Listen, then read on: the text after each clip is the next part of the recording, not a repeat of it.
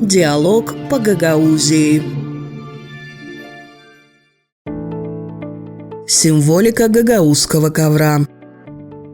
В истории гагаузского народа ковры занимают особое место. В каждой гагаузской семье в доме был уголок, где хранили приданные ценности. Также там, на самой большой стене, висел орнаментированный ковер с генеалогическим древом. Ковер был важной частью приданного девушек. Процесс изготовления ковра начинался со стрижки овец. Затем изготавливали шерсть, которую позже чистили и пряли. Нить, из которой ткали ковер, красили. Например, для получения красного цвета использовалась свекла, а зеленого – листья ореха. Каждый тканый элемент на ковре символизировал род занятий семьи. Животноводы ткали на нем птиц или скот. Фермеры украшали полотно рисунком винограда. Некоторые мастерицы ткали на ковре свои инициалы, однако главным символом гагаузского ковра является роза.